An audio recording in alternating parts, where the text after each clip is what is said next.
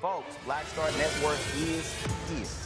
Hold no punches. I'm real revolutionary right now. Support this man, Black Media. He makes sure that our stories are told. Thank you for being the voice of Black America, Roland. Stay black. I love y'all. All momentum we have now, we have to keep this going. The video looks phenomenal. See, this difference between Black Star Network and Black-owned media and something like CNN. You can't be Black-owned media and be scared. It's time to be smart. Bring your eyeballs home. You dig?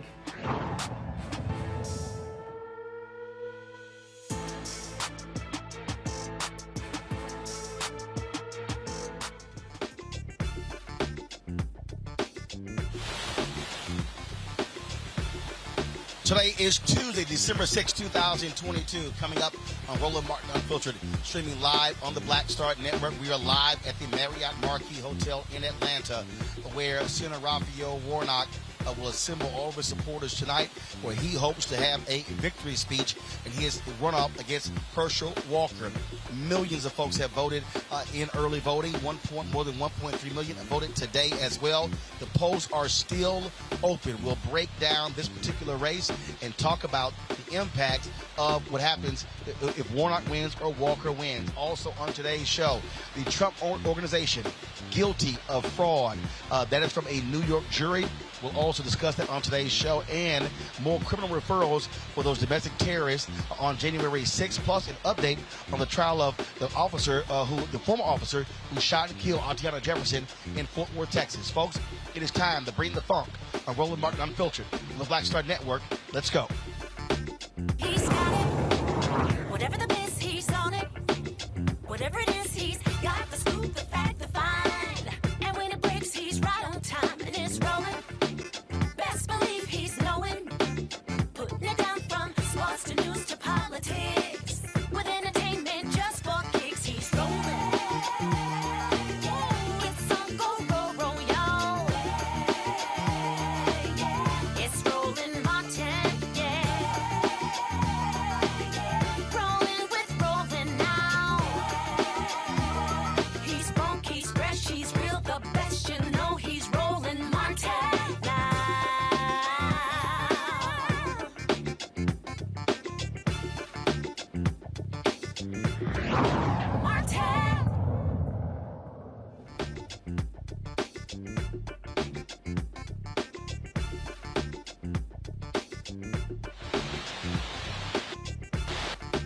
Folks, we are here in Atlanta at the Marriott Marquis Hotel, Ballroom C, where Senator Raphael Warnock will be holding what he hopes to be a victory celebration in his U.S. Senate runoff against Herschel Walker.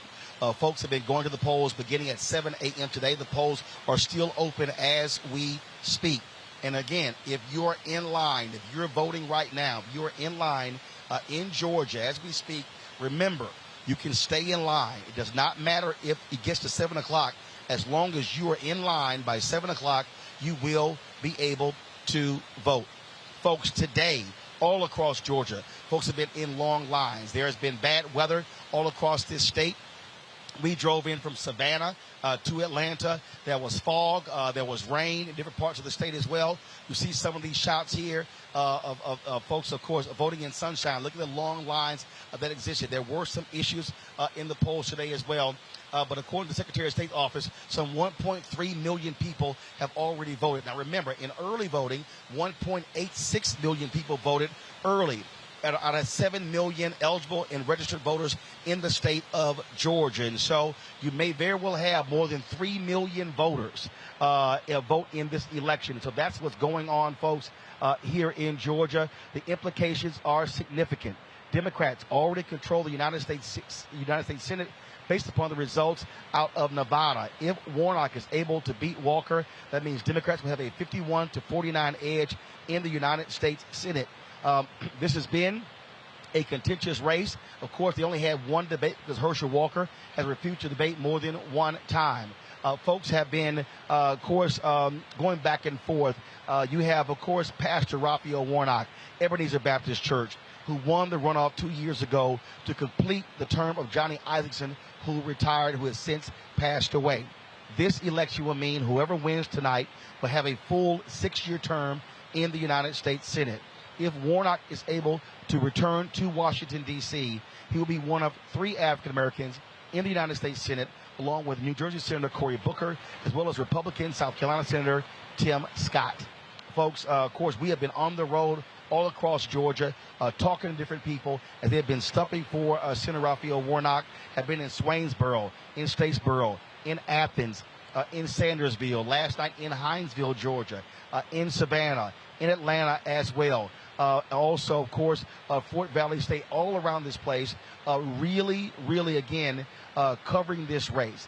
Again, major implications, because if Warnock is able to win, what that means is that Democrats don't have to be held hostage by both Kristen Sinema or Senator Joe Manchin. They will have that additional vote, which is necessary to get various things done.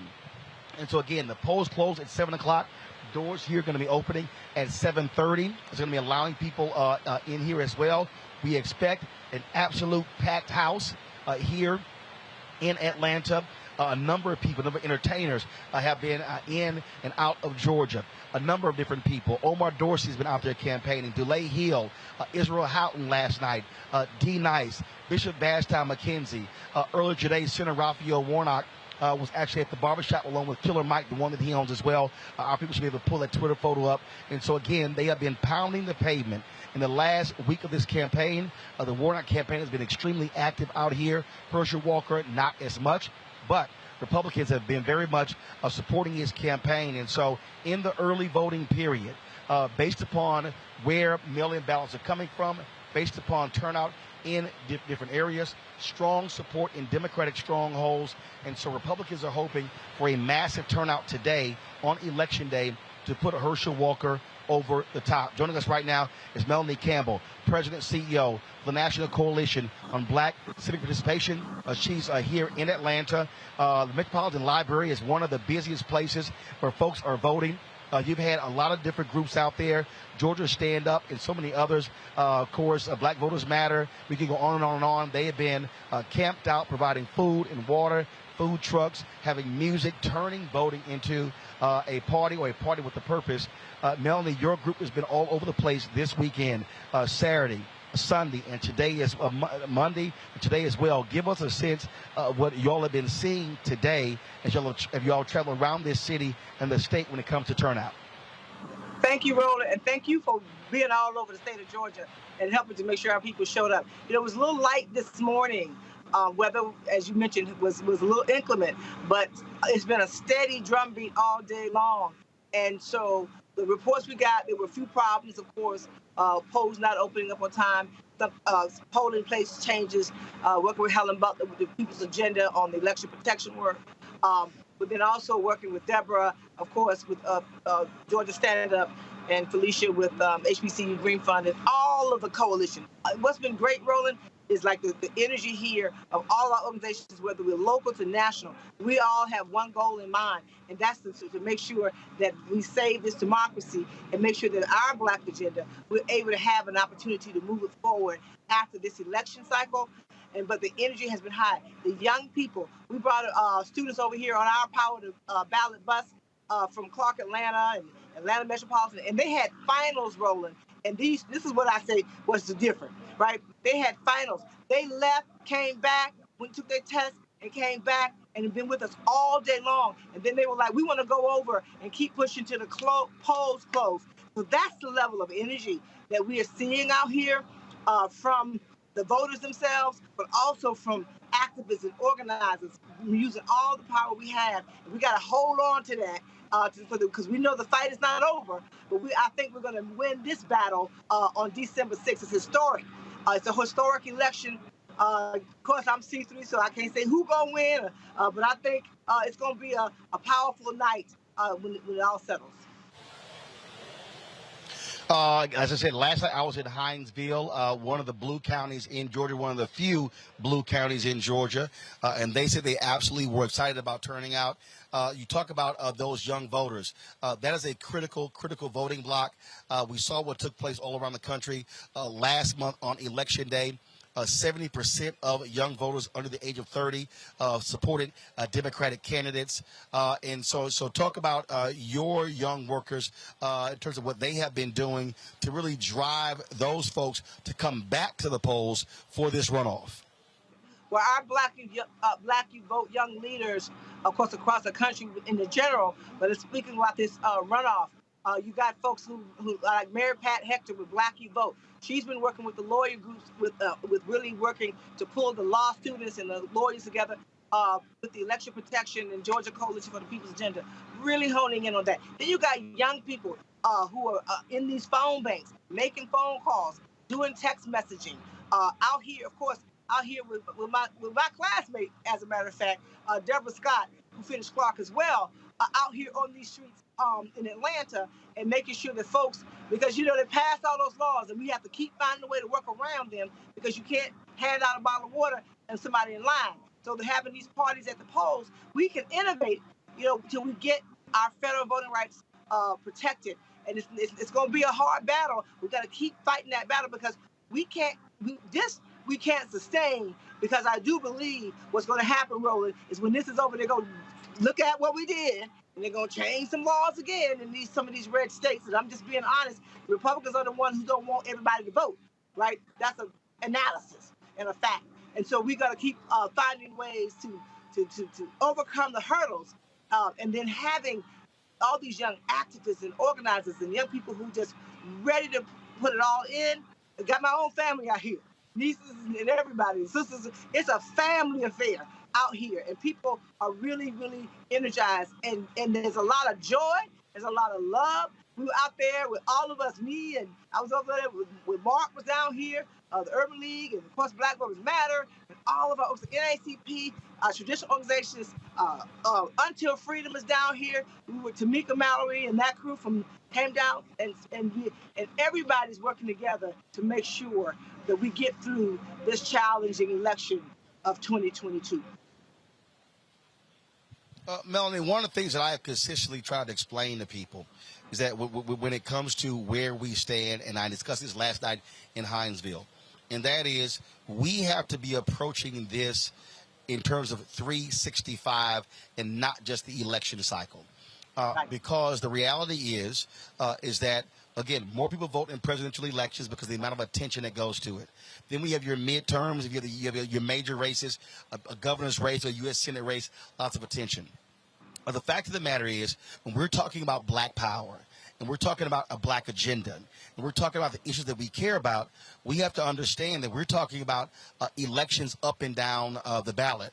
DA races, judicial races, water commission, water district races. We can go on and on and on. And so this really has to be a 365 effort because if we only are sort of starting, stopping, then we're not building the kind of coalitions that are needed. And I really believe even after this midterm is over, we have to keep these groups together. And then moving people to once the elected officials win, then push them to say, now it's time for you now to do what you said you were going to do, and we're going to be here constantly reminding you to do it. Well, Roland, one of the things, we're establishing an institute at Clark Atlanta University. And one of the things that we want to do during Black History Month is have a Black Power Building Summit where we come together to just what you're talking about, where we can take a minute when we're not in the throes of like we are now, and to step back.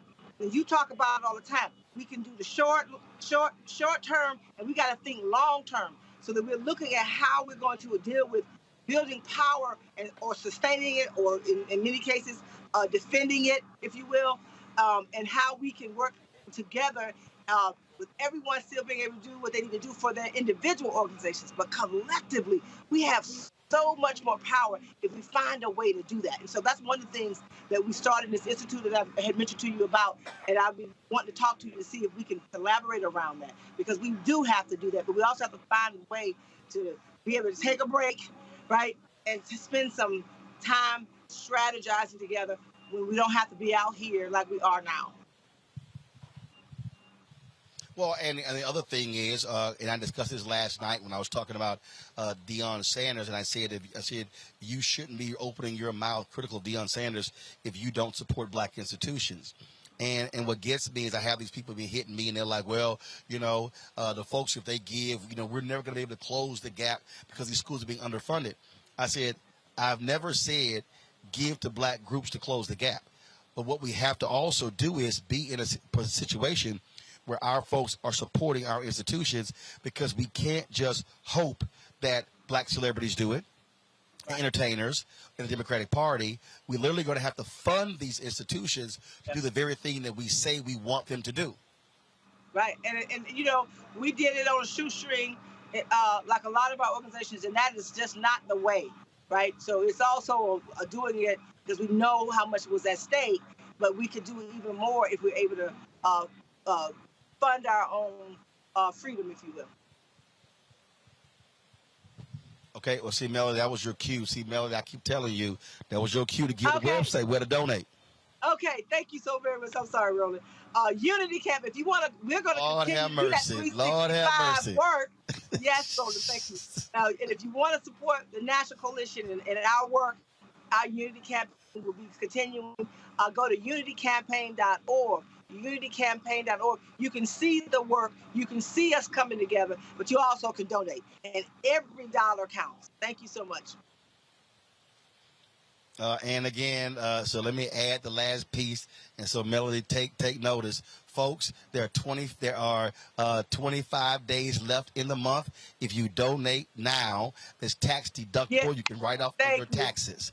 So give before December 31st. So, Melody, give the website again. Yes, and you can get a tax. We're a 501c3 organization. Every dollar you give will go out to make sure that we strengthen our community.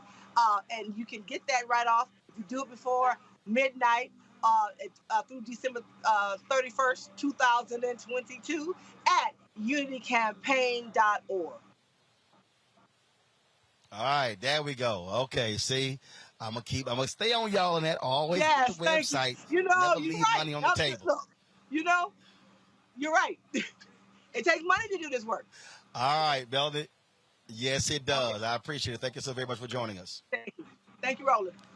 Folks, and the point Mel just made, it does take money. I keep saying this. Those folks are out there. They're not out there for free. Okay, those food trucks, they cost money. The water, the snacks, all those things cost money. And so we've got to understand why it's important to support our own. I'm going to go to a break. We come back. We're going to bring our panel up, have our conversation, talk about this particular race, the runoff, what it means. Folks, don't forget, of course, to support us in what we do. Download the Black Star Network app, available on all platforms: Apple phone, Android phone, Apple TV, Android TV, Roku, Amazon Fire TV, Xbox One, Samsung Smart TV. Also, join our Bring the Funk fan club. It's so funny. I had somebody who called us earlier today, and they said, I got a $50 charge from New Vision Media. What is this? I said, that's the Bring the Funk fan club. Sister said, I just wanted to make sure. So, folks, your dollars, when you give to this show, it allows for us to be able to travel and cover the stories of the day. And so what you should do, send your check and money orders to P.O. Box 57196, Washington, D.C. 20037-0196. Cash App, $RM Unfiltered. PayPal is R Martin Unfiltered. Venmo is RM Unfiltered. Zelle is Roland@RolandSMartin.com. Roland@RolandMartinUnfiltered.com. And, of course, get a copy of my book, White Fear, How the Browning of America is Making White Folks Lose Their Minds. Available at all bookstores. Get it online and get it today. I'll be right back from Atlanta as we are here, the Warnock Camp Victory Party, covering the runoff here in Atlanta. Back in a moment.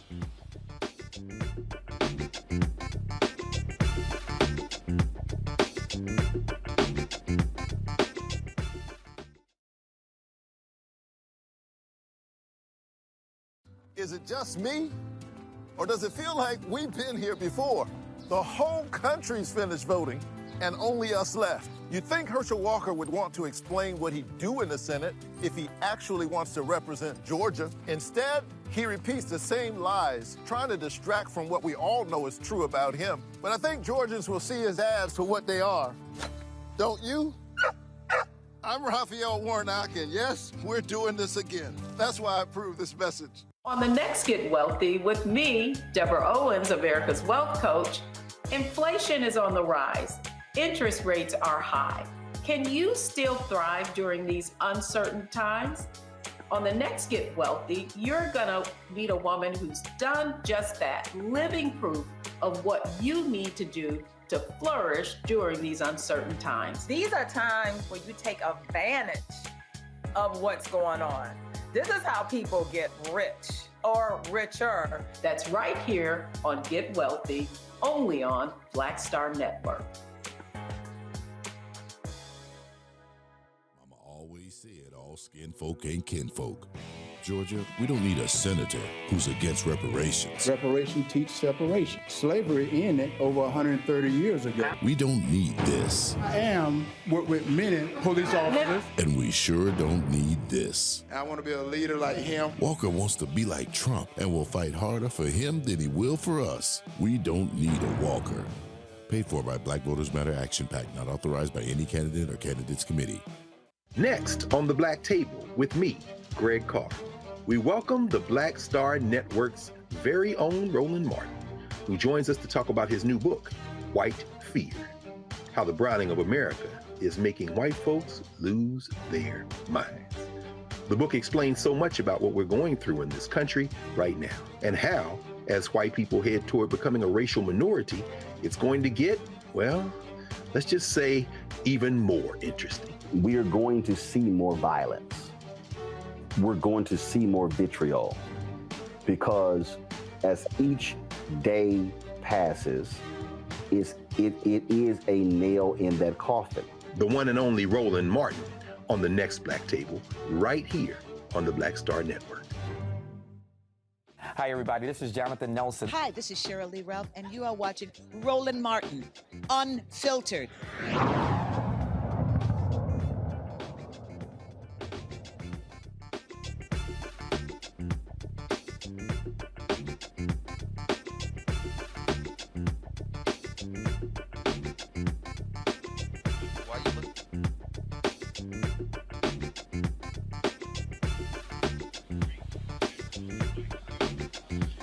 folks. Welcome back to Roland Martin Unfiltered. We are here at the Marriott Marquis in Atlanta, Georgia. This is where the Senator Raphael Warnocks victory party is planned, as you can already see.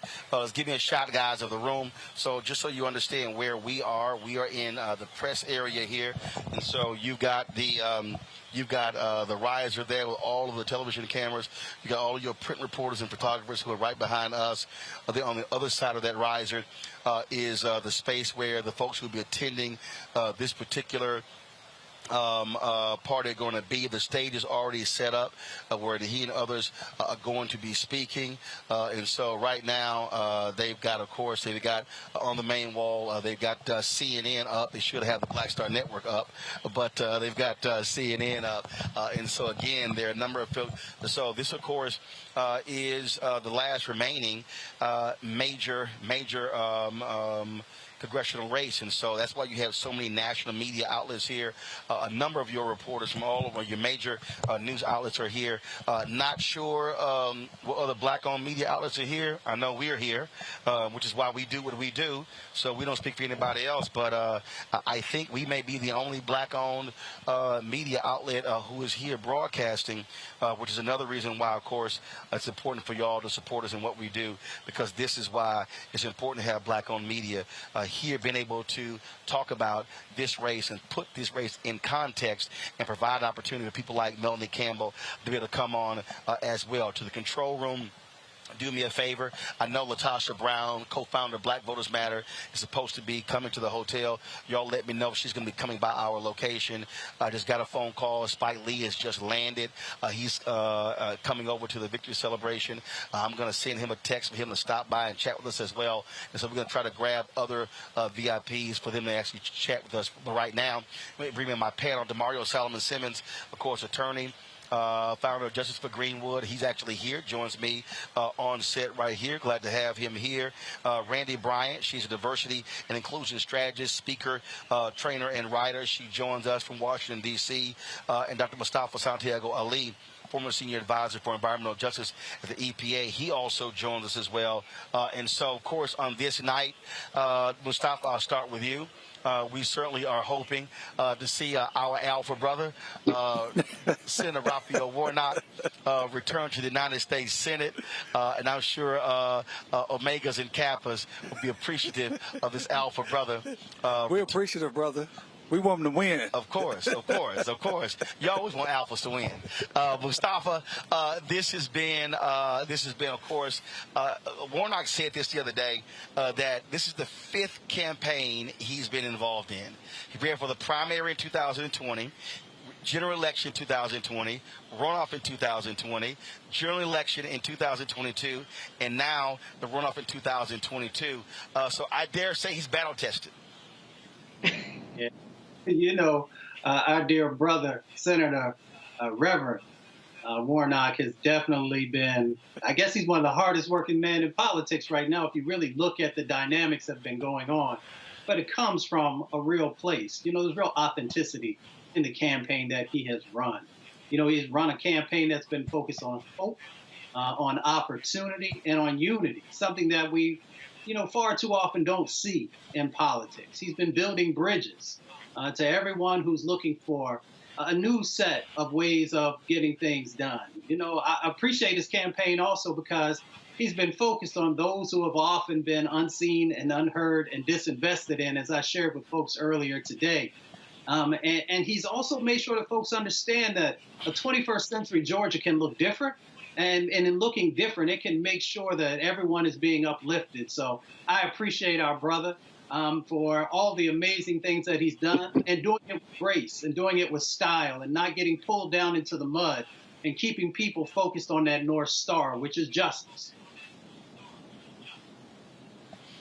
Randy, I'll go to you. I mean, the thing that with this particular race, and look, Senate races, when you talk about these races, they always are talking about how it's he's running for United States Senate in Georgia.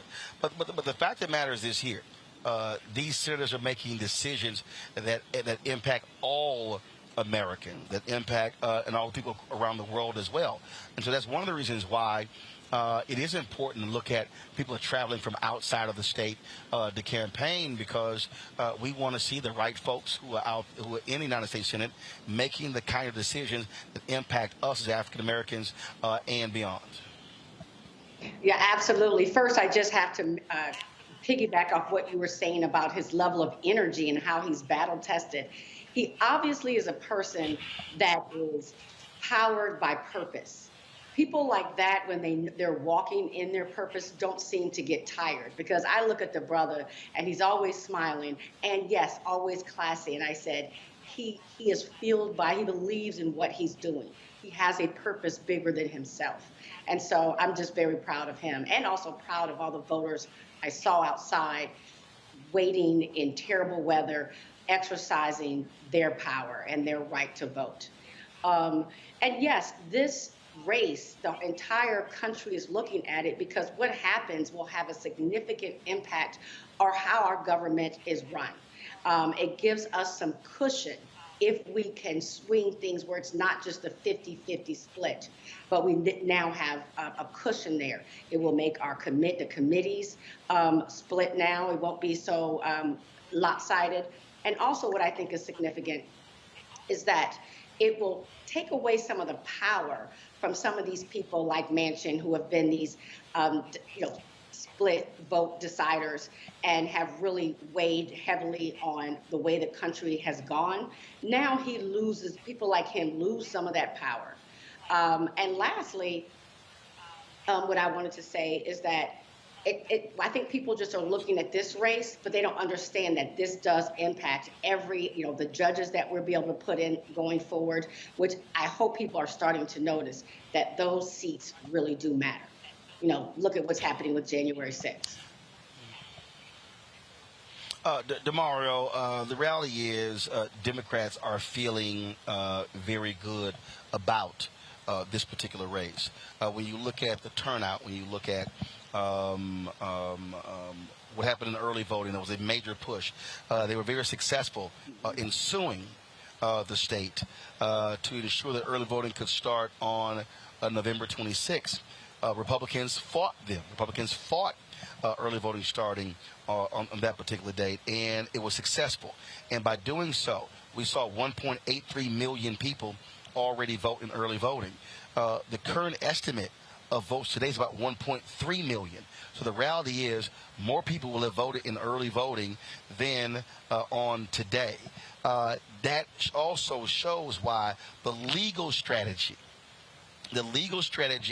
of Democrats was so important, because they mitigated what could have been a major disaster, right, fighting the gerrymandering that took place, fighting the voter suppression laws, fighting the efforts against drop boxes, and not just in Georgia, but they were fighting a legal battle across all fronts. Right. And it wasn't just Mark Elias. It was Mark Elias. It was Lawyers Committee for Civil Rights Under Law. It was the NAACP Legal Defense and Education Fund. It was Black Voters Matter. It was a number of groups. Barbara Arnwine. Transformative Justice Coalition. A number of people who were fighting the legal battle, right, that preceded the political battle. Right. No question. And because Republicans understand if it's fair, they're going to lose. And so they want to make sure they take away all the fairness of it. And that's where the legal battle comes. So I'm real proud of all those groups you talked about. I'm real proud of the black voters who stood in line for hours. It was raining. We come down here from Tulsa because we want to be a part of this historic election and see the energy on the ground. And the Warnock campaign has run a great campaign. I want to give a shout out to my little mentee, Greg Robinson, who has just been a real part of this campaign. They've done a great job to energize people, get people out to vote, and I think we're all expecting to see a victory. And as the panelist said earlier, with having 51 Democrats, that's going to allow us to move things out of committee, out of the Senate much quicker. That means we can get more judges. As a lawyer, and you talk about the legal strategy, I want to see more progressive judges on the bench that can move and fight this gerrymandering, civil rights violations, and all of the corruption that the Republicans are going to bring when they come into power with the House January 3rd. You know, the thing here, again, as we do a countdown to the polls closing, they close in 18 minutes. 18 minutes, Mustafa. But again, if you are watching or listening, if you are in line in Georgia, stay in line. You do not have to get out of line. As long as you're in line before 7 p.m., you will be allowed to vote. I want to stay on the legal piece because you heard me there, Mustafa. Kept pushing Melanie to give the website out to give. When Kristen Clark led the Lawyers Committee for Civil Rights under law before she went to the Department of Justice, I used to do it to her all the time. Kristen always would talk about the great work they do. And I would say, Kristen, you got to hit the website. People have to understand this stuff ain't free. That's right. Freedom ain't free. And when I say that, I think back to, again, Thurgood Marshall, the NAACP Legal Defense and Education Fund, the legal battles that took place against Jim Crow. That wasn't free. Right. Fighting the Texas Democratic primary system when they broke their backs, that had to be funded. Yep. Reading Will Haygood's book on the confirmation hearing of Thurgood Marshall and how black folks put their money together and funded the legal challenges, not once, not twice, but 3 times to break that Texas Democratic primary stranglehold and giving black folks the right to vote. And so I say this all the time to our folks, whether I'm talking about civil rights, politics, supporting HBCUs, that we have to understand that we cannot ask somebody else to fund our freedom. We have to do what freed slaves did, what black folks in Jim Crow did, who put those nickels and pennies and quarters together and meager dollars to ensure they funded our freedom. This generation has to do it as well. That's right. Facts. You know, I was raised on the quote that freedom costs, and it took me back to Marcus Garvey. And we remember our dear brother Marcus, you know, how when he started the Black Star Line, as you said, it was with nickels and dimes and our people saying that we are going to invest in ourselves. We're going to not only invest in our freedom, but also in our future. So that's why we have to continue to make sure that we are supporting our organizations. We support our organizations with our time. And for all the folks who are there on the ground, they are a great example of that. But we also support our organizations through our own financial gifts. You know, some of us are blessed with, you know, just a few nickels. And folks, I've seen folks with just a little bit of money who give, you know, considerable amounts of their overall what they have. And then there are other of us who have been blessed with so much more. So if we truly want to be free, if we truly want to have equality, if we truly say that we want to have power, then we have a responsibility in that space to support our organizations who are fighting for us day in and day out. When the election is over, they still there doing what they got to do. So we have that responsibility and an opportunity. Instead of it being a responsibility, let's see it as an opportunity to actually make sure that our organizations have what they need to make sure that we have this brighter future that so many of us say we want for ourselves and our children. And Randy, look, you worked in corporate America. And what people have to understand, these corporations out here, they are going to do what is in their best interest. A lot of times, the very corporations that buys tables at NAACP Freedom Fund dinners, that support so-called black causes, they are also lobbying against our interest in Washington, D.C. and state capitals around the country. That's right. And so we can't just somehow expect that our organizations are going to be funded by corporate interest. We have to understand that, again, we have to have independent organizations that are going to be representing our interests and not that of corporate America, because in many times we're diametrically opposed when it comes to what we want compared to what corporate America wants. You know, people would be naive if they were to believe that corporations are going to spend money to elevate a group of people that has been oppressed since the beginning of this country. So yes, it is up to us. We would be foolish to look to our oppressors to set us free, right? It is up to us. So yes, as you keep saying, freedom is not free, and we must invest in it. And, you know, I'm sure everyone expects that there are going to be, hopefully tonight is going to be a victory for us.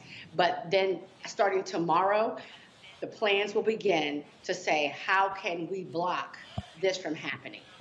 Just as the brother just said, if things were fair, then we'd win every election. But we know that's not the case. So we have to get ready to fight back, to fight the foolishness that's happening. If we even look at the fact that, people can't drink water in line. So we have to look for what's next, because who knows? And that's going to cost. Well, absolutely. And I think that, DeMario, as Melanie said, we can expect, if Senator Warnock is able to win, the Republicans in this state are going to go back and try to figure out another way to restrict what took place. Remember, the runoff in 2020, it was 2 months from general election day. So then they cut it by a month. Then what they did was they put the deadline to register. If you did not register for the general election, the deadline to register for the runoff election was the day before the general election, before we even knew there was a runoff. Again, by design. Right. And so, Randy's cracking up laughing at that one. And so that's what we see. We know how they roll. Yeah. And this ain't a partisan thing. It's factual. They desperately want to constrict. They want to narrow the number of people who are voting, because if you narrow, they stand a better chance of winning. They will admit. I think the guy. I think he just died. The longtime House leader here in Georgia. He said, it was on record. Yeah, I saw. If we allow mail drop boxes and mail-in ballots, we are going to lose. Right. He said it. Right. And the whole thing is, this is all about power, and they want to maintain power. And if you see that they will put up Herschel Walker, a person who is not qualified to have any office, let alone be in the United States Senate, that they put him out as a so-called serious candidate just to maintain power, that lets you know that they will do anything to win. They will restrict voting. They will restrict, like you said, water. We talked to a brother in the Uber that was earlier today. He's just talking about, man, I just wish it was easier for me to vote. I'm working. I really want to go vote. And they want to keep those type of people away from the polls. Here's a perfect example. So they opposed drop boxes. Right. And then what they did was, for safety, put them inside the building. Well, if voting is only open 8 to 5 early, and so then I'm working. Right. Well, I can't even drop my ballot off because it's inside the building. Right. It was, again, all by design. Right. And then claiming security where there was no evidence at all of election fraud or any ballots being compromised. And so that's in terms of how they did it. And they want to make it harder. And then, of course, they also changed the law. A lot of people don't, again, realize. So let's say you're sick. You injure yourself and you're now immobile.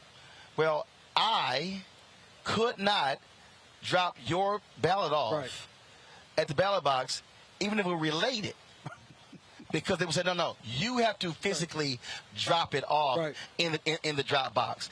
All, again, to keep folk from voting. Right, and my mother's handicapped, so I understand that. That's a real-life example that you just gave me. And with Georgia being 56% of those who voted coming basically from Atlanta, from the metropolitan area, this is an urban state now. So they want to make it more difficult for the people inside of the cities, i.e. black people. Because in the rural areas, there's a lot of rural black Georgians, but it's much easier for rural white Georgians to get out and vote because it's not that many of them. So it's more counties, but they're not populated in one particular place. So it makes it so much easier for them to get out and vote. So it's all about restricting our numbers, restricting our ability to maintain power and have a say over this government. Yep, absolutely. All right, folks, hold tight 1 second. We're going to go to a break, and we're going to come back. Again, we are talking Georgia U.S. Senate runoff. All eyes are on Georgia again. We were here 2 years ago. We're now here 2 years later. It is Senator Raphael Warnock versus Herschel Walker. Who is going to cross the finish line victorious, Warnock or Walker? Polls in Georgia close in 9 minutes. In 9 minutes. Probably around 7:30, we're going to begin to get our first taste of early voting totals. Will be released, so we look forward to that. And so again, we'll begin to see the ballots begin to trickle in really after 8 o'clock and begin to pick up speed after 9 o'clock. Now, we're going to be live on the show from 6 to 8 p.m., and then we're going to come back on live. I have on a Saturday, probably 9:30 or 10 o'clock, really based upon once we see how many ballots are in. We got a lot of people who are going to be, of course, here. A number of dignitaries. Actor Omar Dorsey is going to be through here. I've been texting Spike Lee. He said he's going to drop his bag off and then come down to our location to talk with us live right here on Roland Martin Unfiltered. See, folks, this is why. This right here is why you got to support the Black Star Network. This is why you have to support Roland Martin Unfiltered. Because I'm telling y'all right now, I'm looking on that riser. I don't see any of the black-owned media. It ain't no disrespect, but I don't see the Griot up there. I don't see Black Enterprise. I don't see Blavity. I don't see Essence. I don't see any of these folks. But we are here. And so we're the only 2-hour a day daily news show. And then, of course, Faraji Muhammad is 2 hours a day as well. And then you got Deborah Owens, Our Wealthy You. Then you got Reverend Dr. Jackie Hood Martin, Balanced Living. Then you got Stephanie Humphrey with The Pivot. Then you've got Dr. Greg Carr with The Black Table. Then, of course, you got my one-on-one interview show, Rolling with Roland. Folks, no one else is doing what we're doing, and so that's why it's important for you to download our app because we've already surpassed 50,000 downloads. And look, we're moving, folks. We're almost at 1 million subscribers on our YouTube channel. We're at 969,066. I would love for us to have 969,000 downloads of the Black Star Network app, because we own it, we control it, and no one can tell us what to do with it. And so download it on all of your devices. Apple phone, Android phone, Apple TV, Android TV, Roku, Amazon Fire TV, Xbox One, Samsung Smart TV. Also, our 24-hour streaming channel is coming. That means that you'll see all of our program in a loop. You will see all the news conferences, the rallies that we cover, the congressional hearings. You'll see all of that stuff. Yo, we are building. Black News Channel failed. We are building the real 24-hour Black News Network. It will be a digital network. It is happening. And so when you support us, this is what you are sowing into. This is what you are investing in. And so when I'm asking you to support us, I told y'all, I told you back in August, we needed to raise $100,000 a month. And that means 2,000 donors contributing on average $50 each. Folks, that's $4.19 a month, 13 cents a day. There is no other black-owned media company in America that is giving you the type of quality content we're giving you every single day. Not only do we have 5 shows on the Black Star Network, we've got 3 shows in development, a fitness show, a cooking show, and another daily show hosted by a sister. And so, folks, when you give, that's what you are supporting. We have some amazing things planned in 2023, and so we need you to have our back. Send your check and money orders to P.O. Box 57196, Washington, D.C., 20037-0196. Cash App is $RM Unfiltered. PayPal is R Martin Unfiltered. Venmo is RM Unfiltered. Zelle is Roland at RolandSMartin.com. Roland at RolandMartinUnfiltered.com. Everybody who gives during this show, I'll personally shout you out while we are here. So if you do that, I'll pull my phone up and we'll shout you out. Also, get your copy of my book, White Fear, How the Browning of America Made White Folks Lose Their Minds. We've already sold 10,000 copies of the books. I want to hit 25,000 copies. And you got to remember, when you also buy the book, look, that money I'm making from the book is going right back into the show. And so that's why it matters as well. And so you can get that book, at all bookstores, Amazon, Barnes & Noble. You can go right to RolandMartinUnfiltered.com. The link is on the website. Order it through your favorite black bookstore as well. Download your copy on Audible, and so you can do that. Again, this is why Black-owned media matters. We are here, telling our story, pleading our own cause. That's why we're broadcasting live, and we're glad to have you on board. We'll be right back from Atlanta, here at the Marriott Marquis Hotel in Atlanta, at the Senator Raphael Warnock victory party. Back in a moment.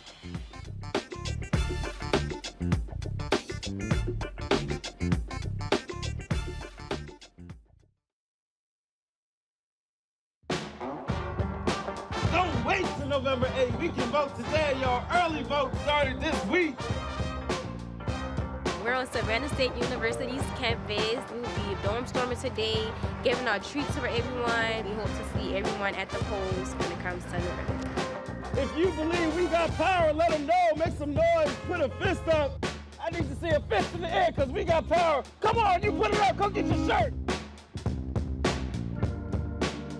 We're out here in the streets of Savannah, Georgia. James, do not forget to go vote. I got you. If we vote the right people in, we can make a change. We can get these resources in our community. I am a woman, and it is important that we have the say-so of what we want to do with our bodies. We're concentrating on entrepreneurism, providing young people with resources and training that they need in order to change their trajectories. We want Black down. Democracy is on the ballot. Voting rights is on the ballot. Voting suppression is on the ballot. I am most passionate about those three combined because they all impact each other. Savannah is my home. I care about my community, and I care about representation in my community.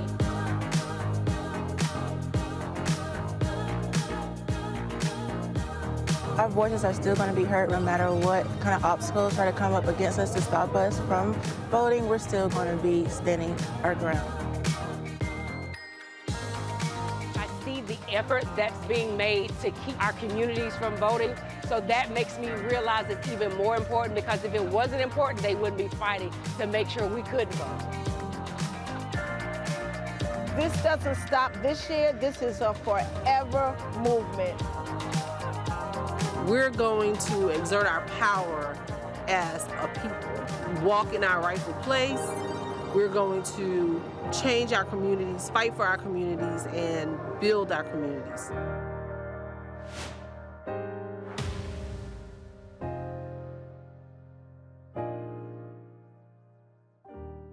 Yo, it's your man Deion Cole from Blackish, and you're watching Roland Martin Unfiltered. Stay woke.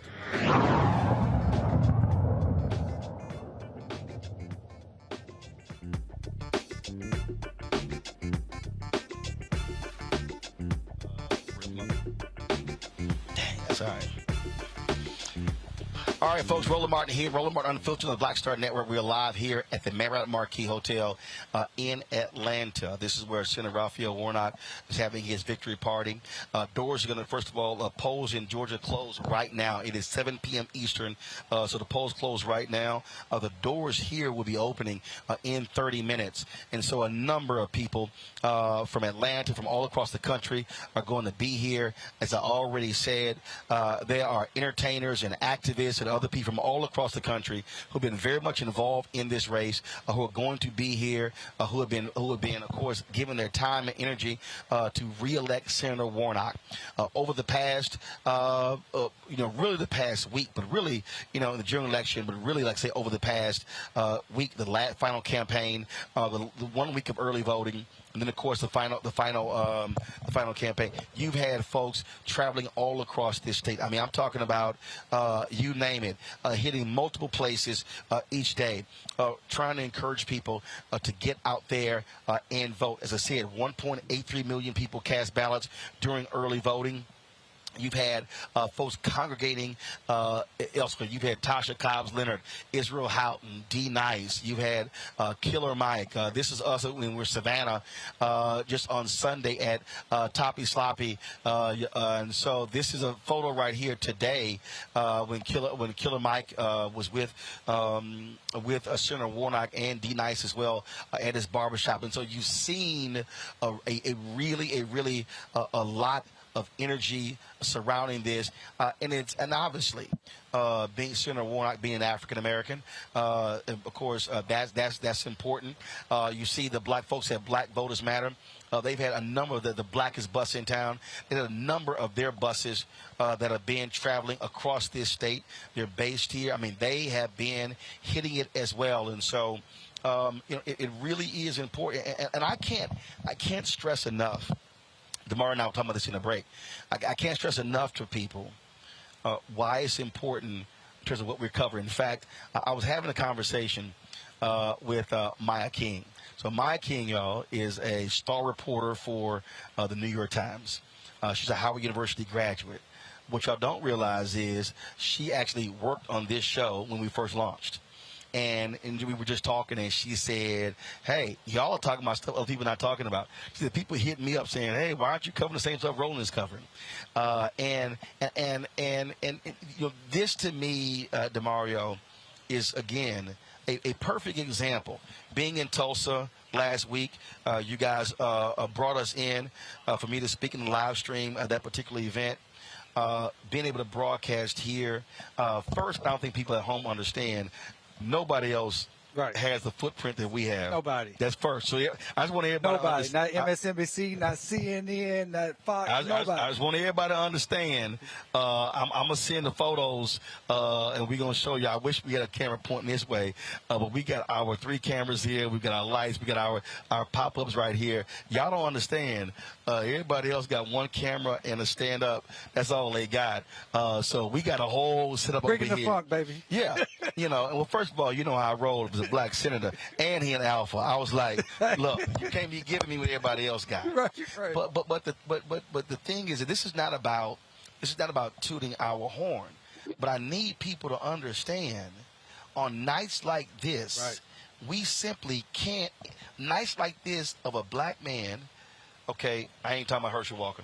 A black man running for he's a self-described coon. I ain't even mention his name.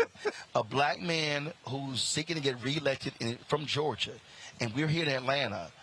This is why we need to be framing this election through our lens, from our perspective. And yes, they've got CNN up on the big screen over there, but this is why we have to be telling our own story. Right, no question. That's why it's so important for people to support the work. Like you said, just last week you were in Tulsa with us. You're down here. You're talking about the issues not only that we care about, but from the perspectives that we care about. I'm very proud to be a part of the Roland Martin Unfiltered family, to be here and witness this. I'm so glad I came down with my colleague, Dr. Tiffany Crutcher, who's right off the camera here, and just to see people looking at us, right? I see all these other reporters and outlets like, how are they doing this? How are they just in the middle of this having a show while we sitting over here at the table not have anything going on? So everyone that's watching, all of our fans, all of our viewers, this is what Roland Martin Unfiltered is about, and this is what black media is about, and this is why it's important that we support our own, because we can do these things, and that's why it's important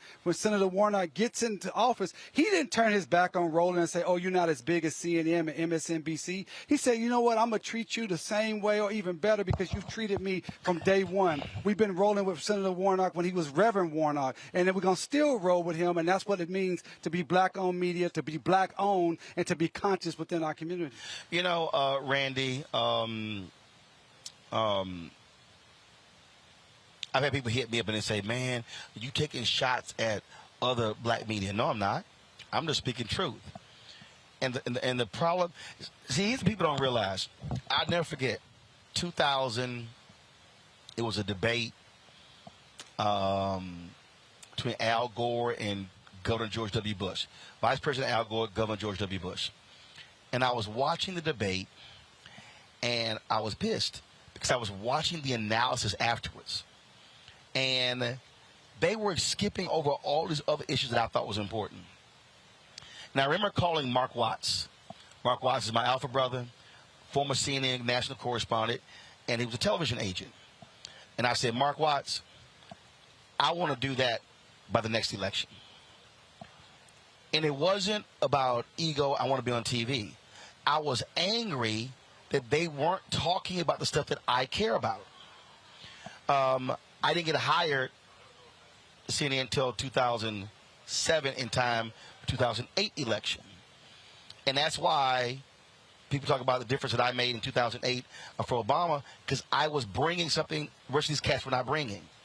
And so the thing that still drives me crazy is on nights like this, we as black-owned media just cede the night to CNN and MSNBC and Fox News and ABC and NBC and CBS.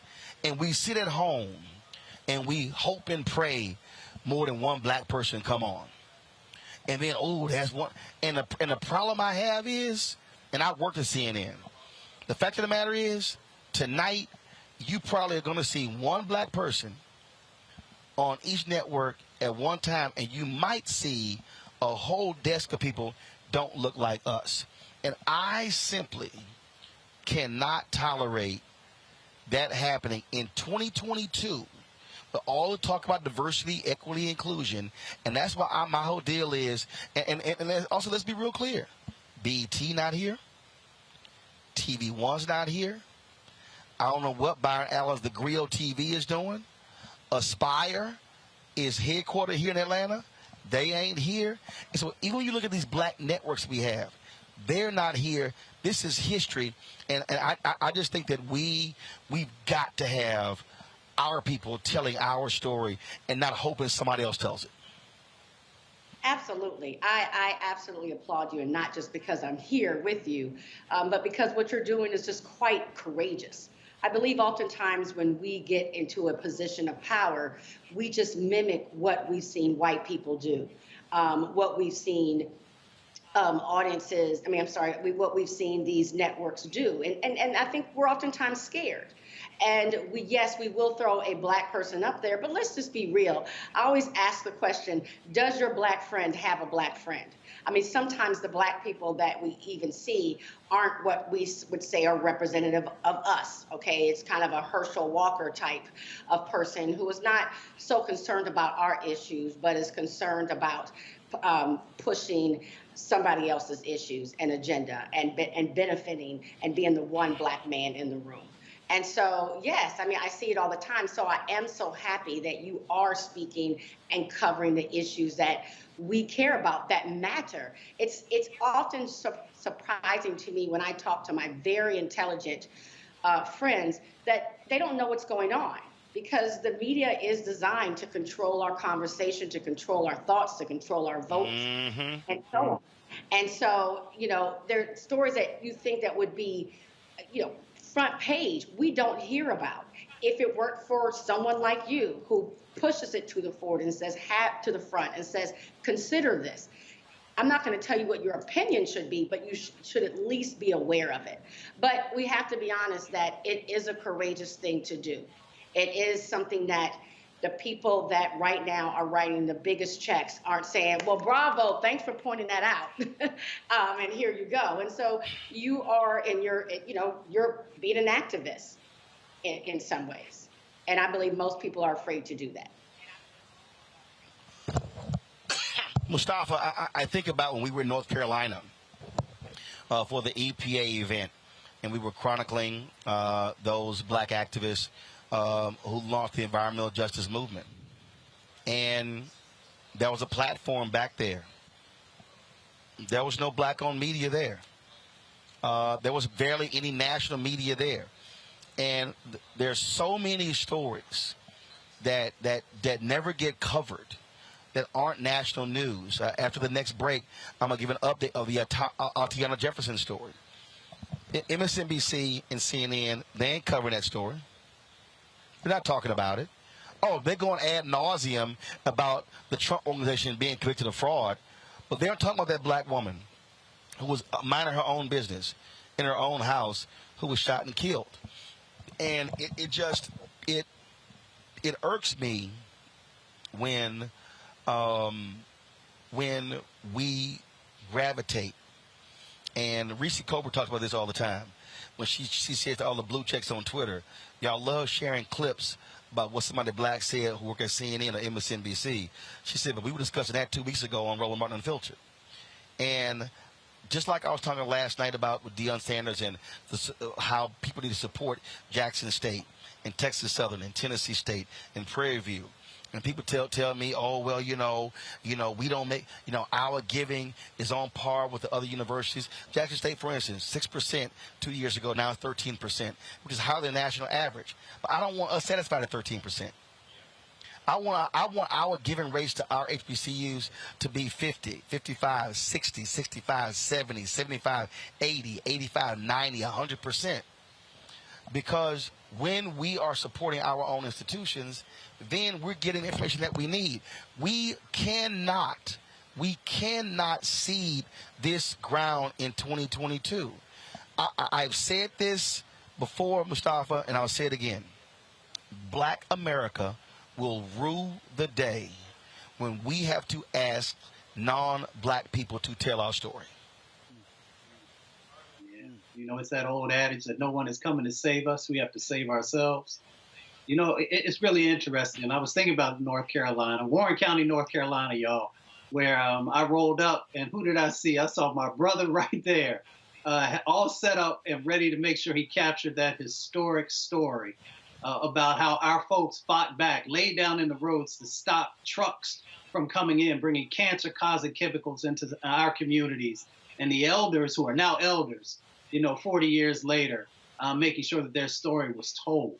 We often, unfortunately, allow other people's minimum to be our maximum. And what I appreciate about the Black Star Network is that it's the authenticity that exists here. And here's how I know that is real. Because when I'm traveling around the country and folks will come up to me and they'll say, you know what, I watch y'all. And when y'all share and the way that you share, I hear myself in your stories, both in the stories of the impacts that are happening in our communities, but also in the sets of opportunities when y'all bring forward folks who are making real change happen. And that's when you know you got something real. That when folks are saying, you know what, this is what I watch, and not CNN or MSNBC or some of these other things that are well-financed. Hold tight 1 second. So first of all, Spike Lee just rolls up talking NBA while we were. What were you talking? Oh yes, Verlander. Well, don't worry about it. Put the headset on, Spike. Don't worry about it. We got our pitching is so deep. We're good. Y'all. He rolls up here representing the House. Yeah. Class of '79. Me and Marty. This your Knicks bag? Me and Marty were in same class. MLK the third? Yeah. Who paid more attention, you or him? What? Who paid more attention, you or him? He was the class president. Oh, well, he paid more attention. I'm not hearing anything. Huh? I'm not hearing anything. Oh, don't worry about that ear. Just do that way. You listen to me right here. All right, so he paid more attention. He's class president. Yeah. Yeah. He had the legacy. Well, his dad did go to college at 16. Well, when he was a senior, my father was a freshman at Morehouse. So They crossed paths? He says he saw him, But he wasn't Martin. Oh, yes, he was. He was just Martin. No, they knew he was groomed. Look at his daddy. Well, he's an alpha man. Well, I didn't pledge. He's an omega. He's an omega. Hey, you saw School Days. You know I didn't pledge. So, man, you literally just touched down. Got off the plane. And you said, let me drop my bag off. Didn't even go to my room. Didn't go to your room. Came straight here. What? Why you showing that? Because you gotta be reminded. Do y'all have a winning record? When we get Aaron Judge, y'all say now he's switching sports. It always ends up that way. You and I. Yeah, absolutely. And y'all do know my Astros beat the Yankees. I did send my man a couple of videos from the celebration party, and I got rid. Did you get the Scarface video? I'm happy for Dusty though. Oh yeah, me too. Yeah. So I was with Scarface in Houston, and of course, his song "No Tears," and so we sent Spike a "No Tears" video. You never responded. I missed that one. Oh, you missed that one? Oh, I got it right here. But we're here for more important things. Yes, we are. Yes, we are. And I'm here to support my Morehouse brother, the Rev. My alpha brother. Yeah, and and if I could say this, You can. Go ahead. This is my show. You say what you want to say. I hope that I'm praying that our brother comes through. My second prayer is that Mr. Walker goes see somebody for CTE, because he's had multiple concussions. You know, I'm doing this documentary in Kaepernick for ESPN, and we deal a lot with this. I'm in it. We deal with a lot with this CTE, Right. and it's serious. And I just hope my brother Herschel Walker gets checked up, because he has all the symptoms. I just want to say, I'm taking the laugh away, because that's not funny. It's not funny. But to hear him speak. When he's concussions, you know, high school, you go high schools in concussions in high school, then you get college in the pros. Right, absolutely. And nobody was diagnosing that stuff back then. Absolutely. Spike, a lot of people, I mean, look, they see you on the sidelines at games and stuff like that, but they really don't know. They really don't understand. I mean, and we talk all the time. I mean, you're into politics. You're into this stuff because you understand how it's all connected. Shenanigans, skullduggery, subterfuge. We've been led astray. Run amok. Bamboozled.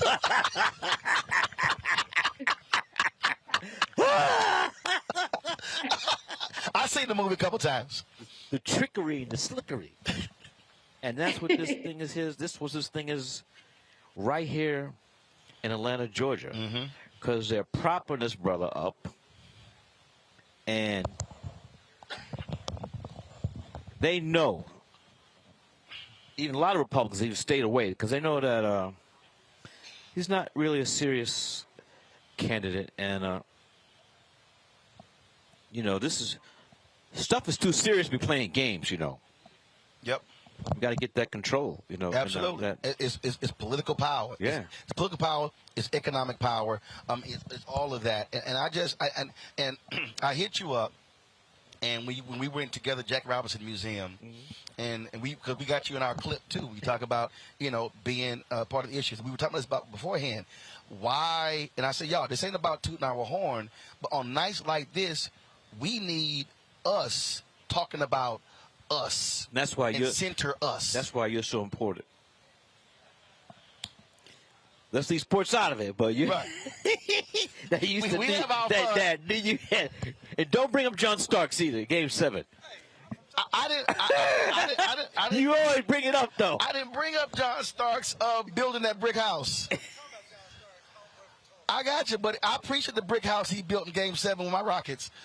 But again, the thing here is, I was just saying before that, one, why we have to support black institutions. Yeah. I said, because y'all, if we ain't telling our story, if you're not making that movie, if you're not writing the script, somebody else is defining our narrative. You're not doing what narrative. you do too. Include that, because as you know, we cannot let other people put out these false narratives about who we are. You know why?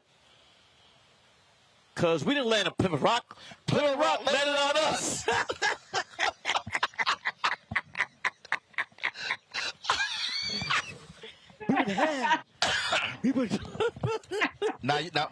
But you know what was my absolute favorite? What's that? I use it in my speeches all the time. What's that? Get an ambulance for Brother Johnson. And the cop comes. All right, you came and got what you want. Now break it up. No, I'm not satisfied. On to the hospital. That's the late great Peter Boyle played that cop. That's my favorite. My favorite line is, "I'm not satisfied." I'll use that in many of my speeches. I'm not satisfied. You can't be. And too often, a lot of us are satisfied. I'm like, no, I'm not satisfied. We go for the okie doke, the short money, no vision. That's it, man. You just landed. Man. Check into your room. My brother, is always a pleasure. All right. Thanks for dropping by. You coming to party tonight, right? Oh no, we here. We here. My flight don't leave till 6:30. So I got a flight. You going to strip for the party to the? Probably, yeah. I'm on a 6:30 to Houston to do a walkthrough of a site. I'm on a 12:05 flight back to D.C., land at 4, do my show at 6, spend 24 hours at home, and fly to Jackson, Mississippi to get a commencement speech at Jackson State on Friday. Oh, Jackson State. Let's talk about prime time. I want to hear your take. I did it last night, and what I said on the show last night, y'all can see it. It's already got 150,000 views. I said, if you are mad about Deion Sanders and you do not support black institutions, shut the hell up. And I broadened it. And what I said is, there are a lot of people who are mad at Deion, and I said, you can have your opinion. I said, but the reality is this here. I said, if you are angry that said, well, he sold us out and he left, people have said that. I said, but you bypass black restaurants every day. You bypass black cleaners every day. You don't use black lawyers. You don't use black doctors. You don't have a black dentist. You don't have a black accountant. You don't support black media. Then how are you supporting you can't say African? That's exactly what I said. And you so can't say. And so when I posted, and I wasn't being critical of Jackson State, but I had posted a tweet because a brother was coming at me, and I said, don't be mad at Deion. I said, be mad that 87% of folks don't give. Now, Jackson State's rate is 13%, which is double what it was 2 years ago, and I applaud that. Rate, right? No, it's giving rate. Oh, but that's I said, so that's 13%, but the other 87% don't send a penny. And what I keep saying is, and again, I applaud what they're doing. I applaud all HBCUs. But I keep saying to black people, I'm not satisfied if it's 13. I want us, and I'm saying, if you say I ain't got enough money. If you a Jackson State graduate, a Morehouse graduate, FAMU, say, you know what? I can't send 1,000. I can't send 500. I can't send 250. I can't send 100. I said, send $1 a month. I said, send something. I said, because the reality is, and I know this show right here, this show was built because people sent 1, 2, 5, 10, 25, 50. The first, it adds up, bro. It adds up. And see, hold up, y'all. Folks don't know. Break it down. When you tell folk what happened, first of all, 2 times, she's got to have it, and Malcolm X. It was the same thing. You were doing crowdfunding before crowdfunding even existed, because it was folks had no choice. That's what happened, and that's why I'm trying to get people. Don't we make a way and there's no way? Right. For how long? Forever. So we got here. But what I keep saying is, since 1619, I'm tired of our HBCUs surviving. I want us thriving. But you know what? You might add, we lost a lot of schools too. Yes, we lost a lot of schools. Right. And because they hear about Morehouse, Spelman, Howard, where the other schools we're losing them. And again, we just had FAMU, Tuskegee. And for those state schools that have been underfunded, I say we should be funding the lawsuits. Yeah, but you know what they're doing? That slickery trickery, where in these southern states they're trying to combine the black schools. That's some shenanigans. Yes, skullduggery. Which is why we have to fight it. Subterfuge. We gotta fight that thing. I want to dominate the show, man. It's good. No, baby. You can come. Look, you come on this show anytime. You got carte blanche. You just call and it's done. But all jokes aside, this historic night. Yes, sir. Historic night, and as we both know, all three of us know, the struggle continues. It continues. You gotta keep swinging. That's right. As they say, as long as there's breath in your body. Sugar Ray. Rumble, young man, rumble. I'm Drew Bundini though. Bundini, the hype man. I'm the hype man. And he was the hype man. The hype man. He was the absolute hype man. Absolute hype man. But brother, it's always good to see you. Thank you. When does Kaepernick doc come out? When is it done? We're still shooting. Dang! It's been a year. So, y'all, I'm gonna tell you a last story. So we shoot the documentary. I sit down. I purposely wear some Adidas. Spike's like, I got the 3-stripe alarm. I'm sorry, man. What are your Jordans? I said, oh, can we look at my Jordans? Yeah, go. Oh, all right, here we go. You got them? I can take them off? Go ahead. Do whatever you want to do. They're brand new. No, just step your foot up right there. We'll point the camera down. Fresh out the box. Hey, my brother. Drop the lower third. Drop the lower third. Drop lower third. Drop lower third. Fresh out the box. Fresh out the box. Fresh out the box, just for you. So y'all, Spike literally looks at my shoes. I said, look, I ain't got no Nike contract. I wear whatever I got for free. And so he sends me a pair of red, white, and blue Jordans. I got them. They're on the show? I haven't worn them. Don't wear them. No, I'm not going to wear them. Put them in next to the Bible. I'm just kidding. Oh, Lord, don't strike us right here. Can I move over here so you don't get struck by lightning? See, you know I'm married to a preacher. Let me go get some anointing oil and just hit him with it. Heal me. Hit him with it. Heal me. Oh, man. All right, baby, appreciate it. Tell my wife I said what's up. All right, man. All right, man. Oh, my goodness. Thank you. All right, y'all. That is the incomparable Spike Lee, the Morehouse man, the Knicks fan, and the second place Yankees behind the Astros. We'll pray for you. Better hope what? Y'all already had him. We beat him. We still beat y'all. All right, y'all.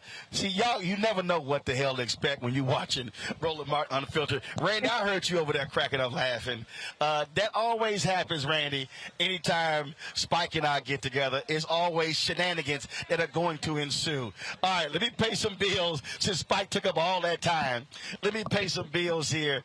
Y'all, you're watching Roland Martin Unfiltered on the Black Star Network. We're live here for the Marriott Marquis in Atlanta, Georgia, at the Center Raphael Warnock campaign headquarters. See, this is where y'all got to support us, okay? You ain't going to get that on MSNBC, CNN, or Fox News, or ABC, NBC, CBS, only on Roland Martin Unfiltered. So download the Black Star Network app, Apple phone, Android phone, Apple TV, Android TV, Roku, Amazon Fire TV, Xbox One, Samsung Smart TV, and give. So you're checking money order to P.O. Box 57196, Washington, D.C. 20037-0196. Cash App, $RM Unfiltered. PayPal's R Martin Unfiltered. Venmo is RM Unfiltered. Zelle is Roland at RolandSMartin.com. Roland at RolandMartinUnfiltered.com. We'll be right back. Man, this is way...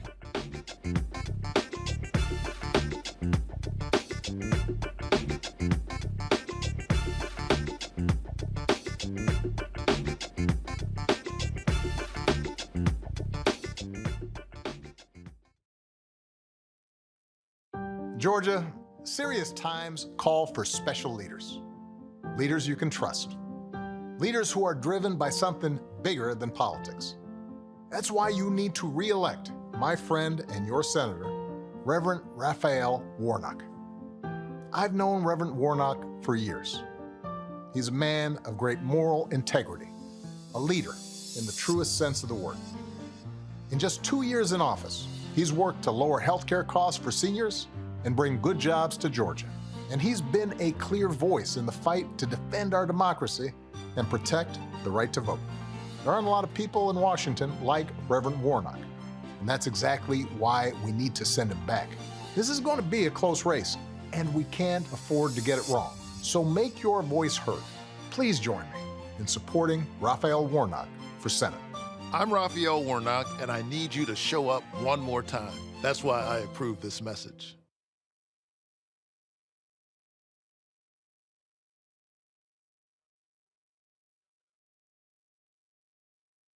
On the next A Balanced Life with me, Dr. Jackie, 'tis the season, tree trimming, party going, and gift giving. And I don't know about you, but for me, sometimes it can be overwhelming, and sometimes it's just downright exhausting. Surviving the holiday season, we've got tips for you for staying sane, solvent, striving, and thriving, and sometimes keeping a little money in your pocket. 2 things just out of the gate. Set boundaries and set a budget. On a next A Balanced Life right here on Black Star Network with me, Dr. Jackie. I am on screen and I am representing what a black man is to the entire world that's gonna see this. And this might be the only black man, a representation of a black man that they see. Right. So I am responsible, right, for how they see black men. And it's my responsibility to, if I am not playing an upstanding, honorable, someone with a strong principle and moral core, to make sure that this character is so specific, right, that it is him, not black men.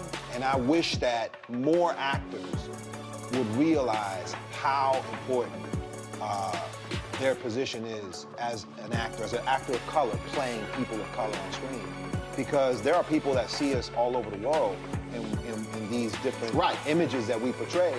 And not everyone knows black people to know, yes, that's not all.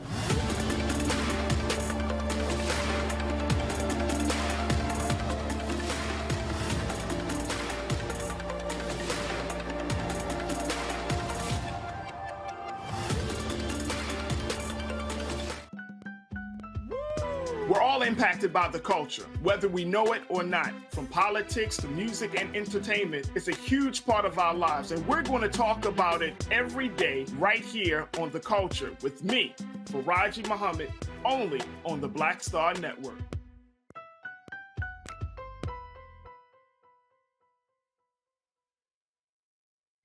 Hi, I'm BB Winans. Hey, I'm Donnie Simpson. What's up? I'm Lance Gross, and you're watching Roland Martin Unfiltered.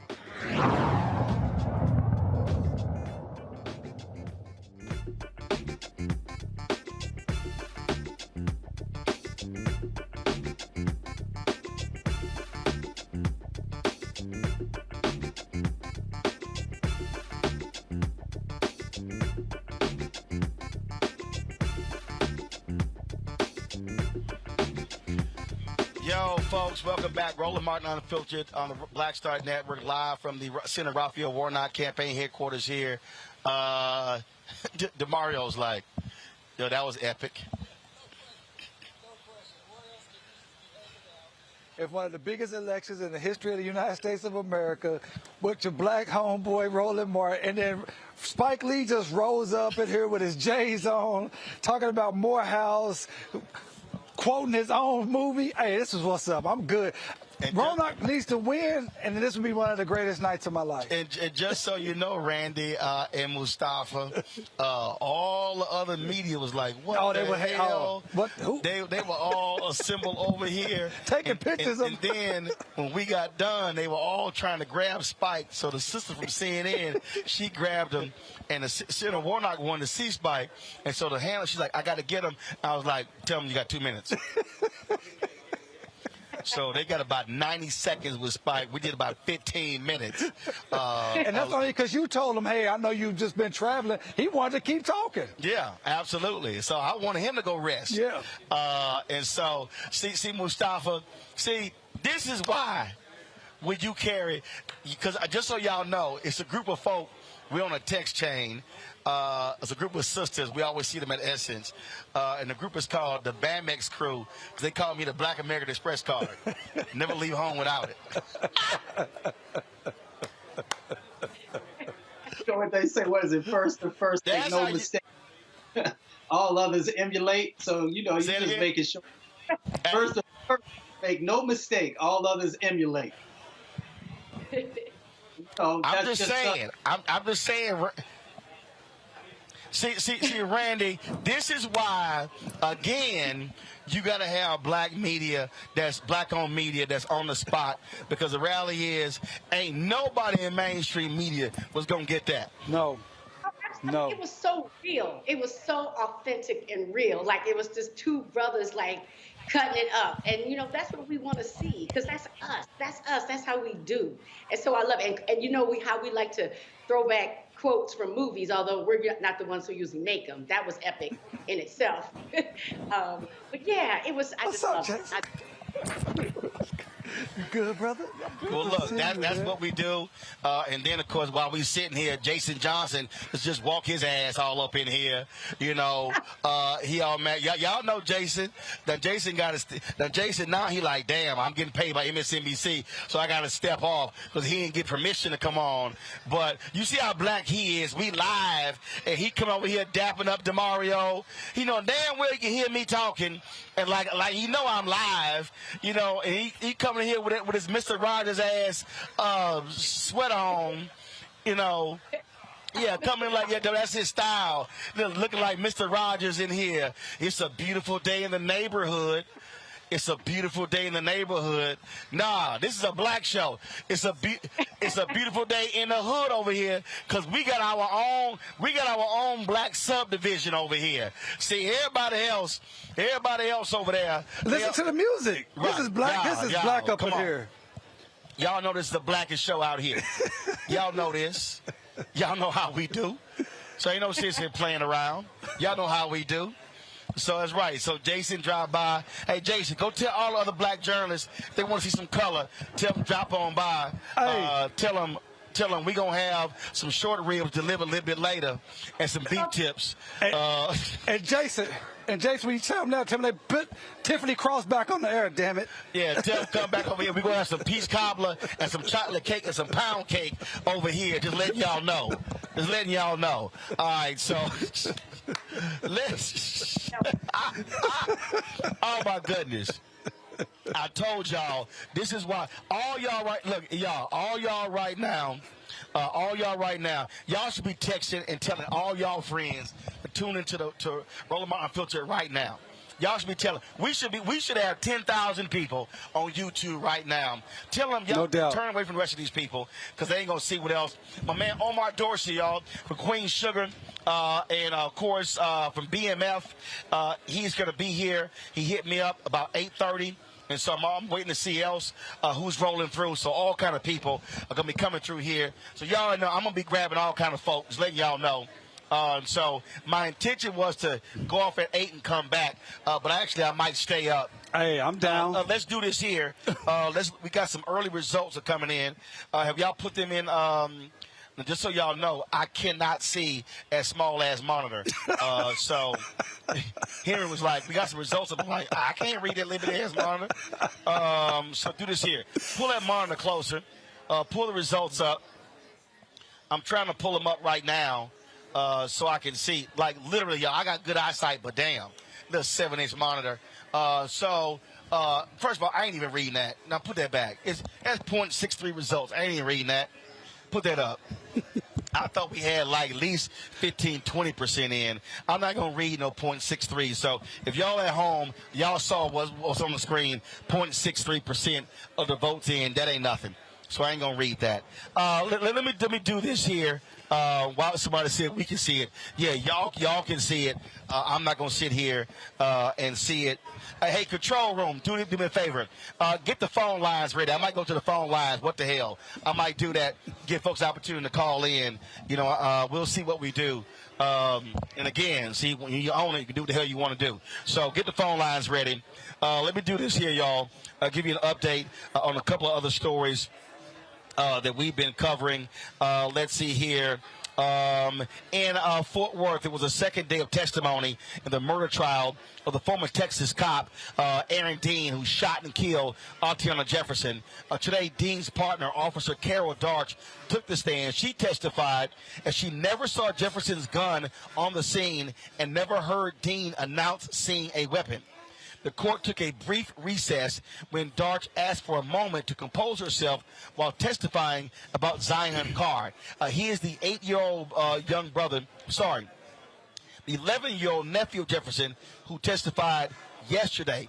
Of course, Zion Carr, it was with her the night that Dean was killed. Dean is facing up to 99 years in prison. Do we have any video of Darch? Is there any video? If we don't, there he is. Okay, go ahead and roll the testimony of Darch.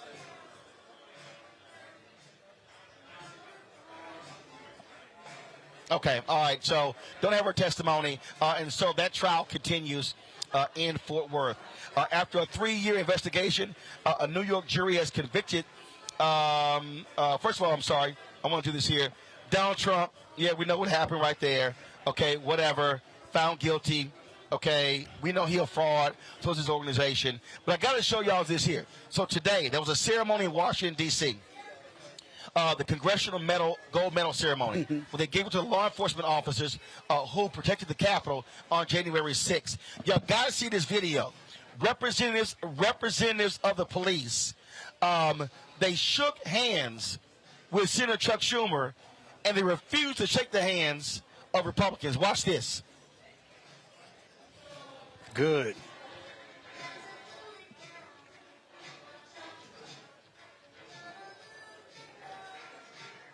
Watch McConnell stick his hand out. And it's like, nope, nope, nope, hell no, nope, nope, hell no, nope, hell no. No. Look at Nancy. No. She's like, they said, hell no, we ain't shaking y'all hands. Those family members, Randy, nope, they no. later said it was insulting to see Republicans stand there with the gold medal, knowing full well if they protected Donald Trump, would not impeach him, and if they have not stood up for those Capitol law enforcement officers. In fact, one of the cops that they said that he was mocked by Metropolitan Police officers because at today's ceremony, and so that shows you these folks don't care about law enforcement, but these families, and these cops, they said there's no way in the world they would have shook their hands knowing full well how they have treated these law enforcement officers. So I say that's how you do it. I'm not shaking your hand for the cameras. I was so proud. I was so proud. I have watched that video. I have put it on replay because I just love when people, again, it goes back to courage, and they say, I don't care who you are. You did not represent my child. I mean, this woman lost her child, and she called him out. She said, they're two-faced. It's like they're two-faced. They say one thing, but then they do another. And I'm paying attention, and I wouldn't dare shake his hand. I loved it. And I thought it was awesome, Mustafa. Yeah, I love the look on I'm sorry, his face. Randy, go ahead. Randy, go ahead. You would say the look on Mitch McConnell's face, and he just looks in complete shock, like that he can't believe that he's being dissed. I mean, just publicly dissed. So, yeah, that made it even more pleasurable that he was shot. Mustafa? McConnell, McCarthy, and the rest of that crew, they were complicit in coming up to January 6th by not addressing many of the things that Donald Trump had done to that moment of really whipping up folks all across the country of misinformation and lies. And then even after January 6th, in a moment when they could actually really show some leadership by addressing what happened in that moment, they continued to be silent for a while. And then they tried to downplay what happened in January 6th. So I'm glad that all the Capitol Hill police, and, I know a few of them well, that they said, you know what, we're not going to allow you to actually sully this moment by us shaking your hand and allowing, kind of co-signing on the things that you did before January 6th and after January 6th. So, I salute them for standing up for doing the right thing and not allowing these folks to have a photo op. That reminded me of, hey, let me know if y'all find that video. I think, DeMario, I think it was the John Lewis funeral when, I think it was Congressman John Lewis's funeral when they shook the hand of Chuck Schumer and walked right past McConnell, and Schumer goes, I'm proud, just as Randy stated, of that family, just keeping it real. That parent, they lost a son who died because of what happened on January 6th, and the very people that defended Trump, why would they want to shake their hand? And I think that's what it takes in this country. We cannot they always talk about unity. You can't unify with people that want to kill you, people that want to degrade you, discriminate against you, treat you less than. And I think they showed that example. And they did it with class. They didn't cuss them out. They didn't push them. They didn't spit at them. They just literally said, I'm not going to acknowledge that because you don't deserve acknowledgement. Roland, I also want to talk about Atatiana Jefferson. I think it's very important that we we really center that case right now and really center it back to what we hear with Senator Warnock. We're having a lot of fun. I'm enjoying myself. But I see my sister, Dr. Crutcher, over there, and I think about, her twin brother, Terrence Crutcher, who was shot with his hands up in the air. And that was 6 years ago. And now Tatiana, here we are doing the same thing, going through another trial. And at this trial in Fort Worth, this black woman who was killed inside of her own home, playing video games with her nephew, is killed, and the jury took 3 years to get this thing to trial, and there is not one black person on the jury. So I'm very concerned that this officer, who should be convicted, I'm very concerned that he will not be convicted, but I'm glad that the Jefferson family, has advocates that are fighting on her behalf, people like Dr. Crutcher, who's doing this work throughout this nation. And while we need Senator Warnock back in the Senate so we can still push to get legislation and real police reform, we still need the George Floyd Policing Act. We still need to abolish qualified immunity. We still need to make sure that these officers in these police departments are not getting weapons of war. We still need more pattern and practice investigations by the Department of Justice. And that's what this is about. This is what this election is about. This is why people stood in line, because they knew what was on the line. This is why we're here. We're having a good time. But at the end of the day, we want to see our brother get elected, your frat brother, our black brother, get elected to the Senate. And then every day that he's elected, we have to push him to do what's right on behalf of black people, and we have to support him and support everyone else that's fighting on behalf of black people in the Senate, the House, and throughout this nation, your county commissioners, your city councilors, everyone that is helping us. We need to help them help us. Absolutely, folks. We are here at the Marriott Marquis, Ballroom C, where Senator Raphael Warnock is holding his victory party. It is 7:48 Eastern Standard Time. The doors have opened, and so as you can see, folks are filing in to the ballroom floor as we speak. I'm going to get a read in a second on some of the folks who are here, who we are interested in talking to. We're going to try to have them brought over to have a conversation with us, and we look forward to doing that. And so, folks, you're watching live coverage right here on Roland Martin Unfiltered of the runoff race between incumbent Senator Raphael Warnock and Herschel Walker. Early vote totals are about to come in. They're already starting to come in. We're going to be seeing those in a moment. And so we're looking forward to sharing that data with you as well. And, of course, many of us are hoping for a victorious night for Senator Warnock as to return him to Washington, D.C.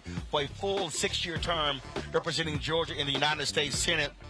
And you know this is a black party because they are playing all of the black line dance wedding songs. Cameo right now. All of them. We got Candy, Cameo. Earlier we had Kool in the Gang. New Edition was playing? Yeah, New Edition. So you know any moment now we're going to get some DeBarge. We probably going to get some Lenny Williams. May get some Atomic Dog. That ain't going to happen. May get some Atomic Dog. I can guarantee you we ain't going to hear Atomic Dog. May get some Atomic Dog. I can guarantee you. The Alphas already took care of that. Y'all, don't forget, download the Black Star Network app. Available on all platforms. Apple phone, Android phone, Apple TV, Android TV, Roku, Amazon Fire TV, Xbox One, Samsung Smart TV. You can also support us in what we do. Of course, by joining our Bring the Funk fan club. Of course, you can check us out. See your chicken money order to P.O. Box 57196, Washington, D.C. 20037-0196. Cash App, $RM Unfiltered. PayPal is R Martin Unfiltered. Venmo is RM Unfiltered. Zelle is Roland@RolandSmartin.com. Roland@RolandMartinUnfiltered.com. And, of course, get my book, White Fear, How the Browning of America is Making White Folks Lose Their Minds. Available at all bookstores. Download your copy on Audible and get it on Amazon or Barnes & Noble. Folks, let me know. Hopefully we'll try to get Latasha Brown, co-founder of Black Voters Matter, and some other folks over to our location when we come back. So let me go to the break, pay some bills, and I'll be right back. Roland Martin Unfiltered on the Black Star Network live in Atlanta.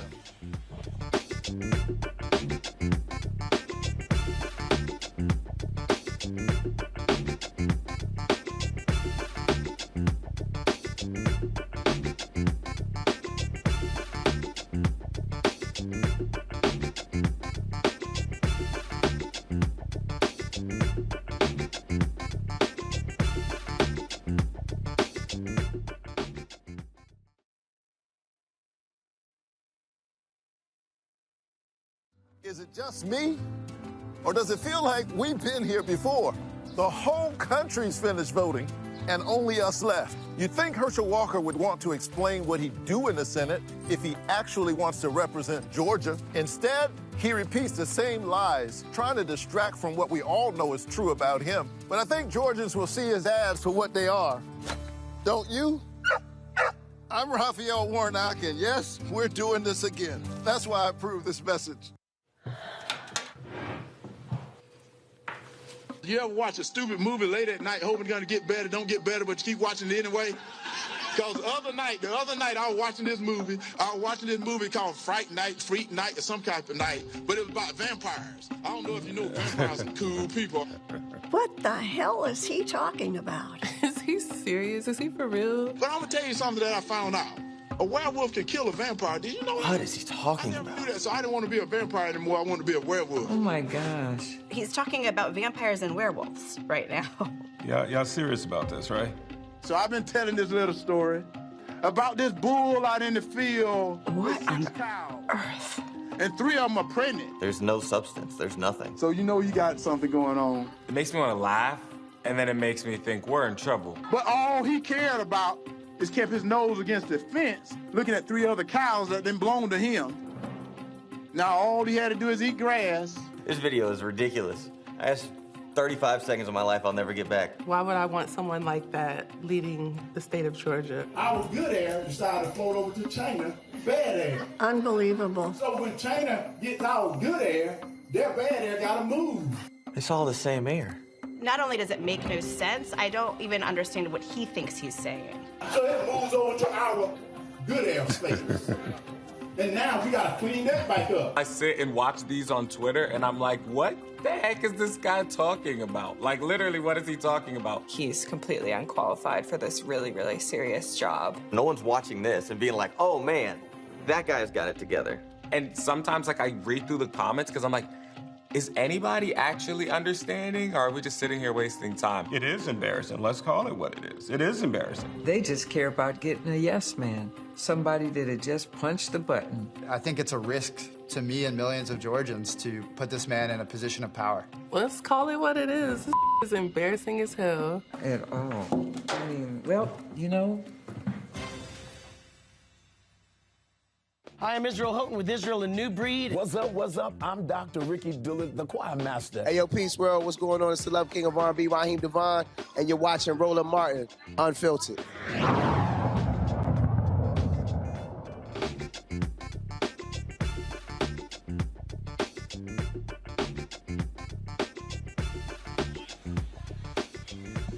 All right, folks, welcome back to Roland Martin Unfiltered on the Black Star Network. We are live here in Atlanta, folks, at the Senator Raphael Warnock campaign headquarters. Of course, it is a huge, huge night, folks, here in Atlanta. It is going to determine who is going to be the U.S. Senator from Georgia for the next 6 years. Democrats want to be reelected to give them a 51-49 advantage in the United States Senate. Republicans would love to have it as a 50-50, so that's why they nominated Herschel Walker, who was a terrible candidate and be an awful United States Senator, but they want a flunky in that particular position. And so we've been here. Folks are coming in. They're lining up all outside. As I said, this room is filling up extremely quickly. On the other side here, joining us right now, Tiffany Crutcher, of course, Justice for Greenwood. Her brother Terrence Crutcher was shot and killed by police in Tulsa. We covered that story extensively. And there was no justice in that particular case. And Tiffany, one of the reasons why we need a Senator Raphael Warnock as opposed to a Senator Herschel Walker for the George Floyd Justice Act.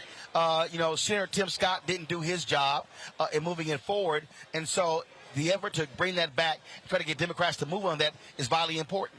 Absolutely, Roland. First, let me say just thank you for being you. This is what it's all about, black media, just seeing the lack of diversity in the press room, but to see you cover the issues that are important to us, I really appreciate it. And you're absolutely right. I was in those rooms with Senator Tim Scott and Lindsey Graham trying to get that Justice and Policing Act across the finish line, and we got let down. Tim Scott called and said, hey, it's dead. And you know, of course, I was upset because my brother's dead. And I'm just really tired of these elected officials playing politics with our life or getting to decide if we live or die. And so this race is vitally important to me. The reason why I'm here on ground is to make sure we get the right representation and that the people who care about our issues are elected to office so they can echo our voice. We saw what happened. I talked with Senator Joe Manchin last year, and he went ice chest on us. He didn't even do what he promised me he would do when we had that conversation. And so I'm excited. I have great expectancy in my heart tonight. I just feel like we're going to pull it through, and a lot of things can change. You know, this is, these elections, and again, I made this point earlier, why these elections matter. People talk about, well, this is just from Georgia. No, the reality is they are voting on issues like the Georgia Floyd Justice Act, which has an impact people all across this country. And so we all should have an invested interest in who's a senator from Georgia and a senator from North Carolina and a senator from Texas. That's and right. On and on and on. That's right.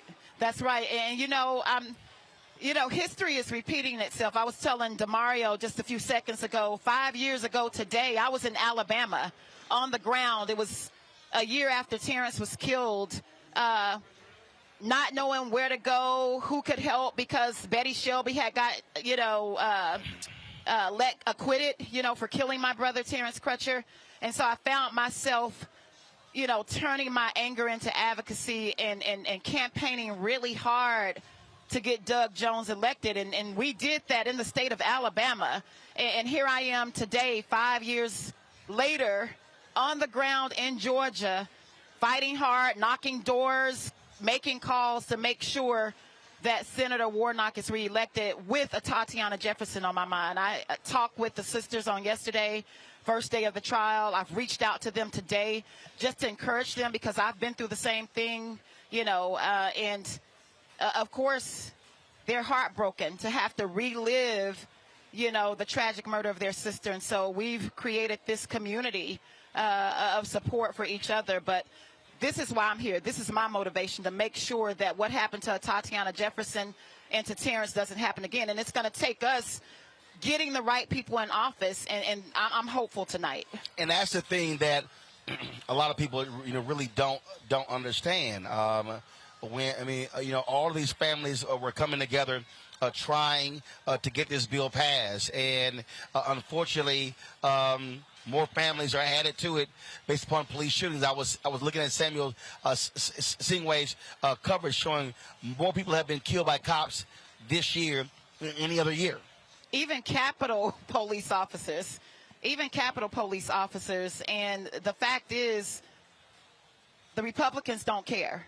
We saw it today. You just talked about the families who had to endure the people who we elect to serve us endorse what happened on January 6th, endorse Donald Trump. And I just think it's disingenuous to even have them there present, when their families are still grieving what happened. These people don't care about blue lives. They don't really care about backing the blue. All they care about is power. All they care about is their economic status.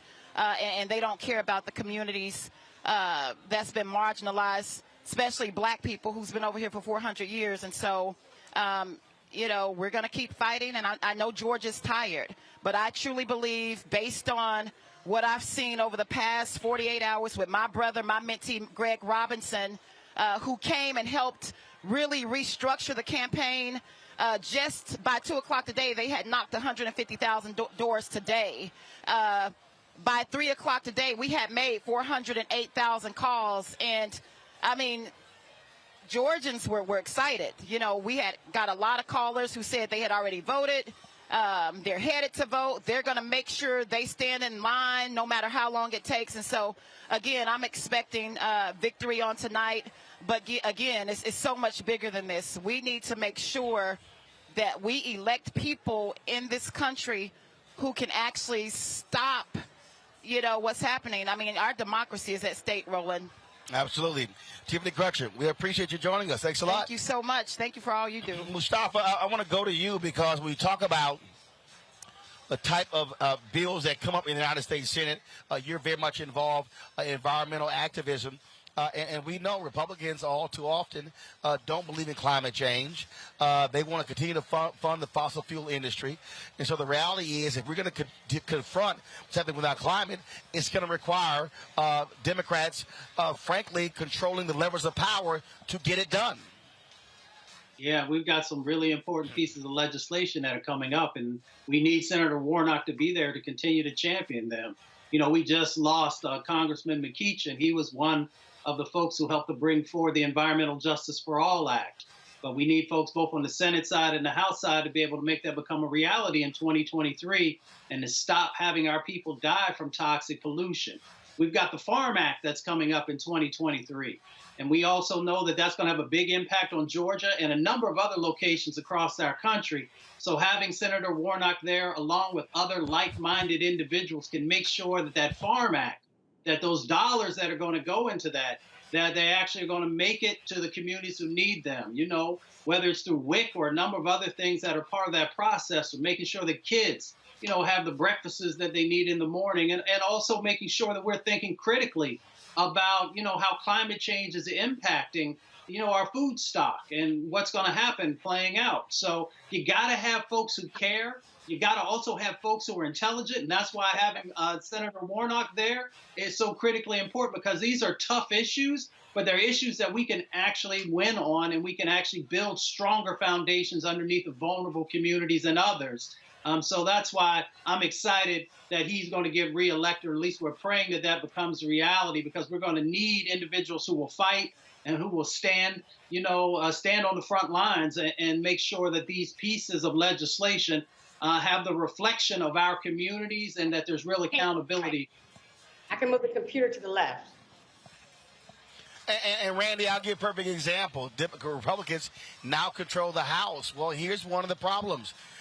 You had committees on the House Financial Services Committee led by Congresswoman Maxine Waters dealing with redlining, dealing with diversity. Republicans now control that. They don't give a damn. And so because Democrats no longer control the House, you're not going to have those issues, diversity, equity, inclusion, now being at the fore. They've been attacking DEI in the U.S. Army, in the Pentagon, and other departments. And so when we're talking about power and who controls power, who is in control determines what issues gets addressed. 100%. I mean, we cannot look at who's in power in the United States and say that there's a commitment to diversity, equity, and inclusion. You could just take a look. Then we don't have to do a study to see that. And of course, we all are going to advocate for things that are in our best interests, are those around us. And these are people who live extraordinarily segregated lives. So they are interested in issues that do not include or integrate us whatsoever. And that has been shown time and time again. So when we are voting, we have to put people in office who think about us in every single area. Indeed, indeed. All right, folks, here's what we're going to do. And it is 8:04 here. And so we've got our control room that's back in D.C., and then we're going to be here. And so the polling results, the numbers are still coming in. Okay. All right. Way to go, Anthony. Really, Anthony? Anthony, really? Really? Really, Anthony? Lord, now we still on air. We still on air. He knocked off 2 cameras and the lights. Y'all would think that the head production person in charge will be more careful and not to hit the damn power button that control the lights and the cameras. Well, what you do over there? Y'all, he literally dropped a wireless microphone pack on the power.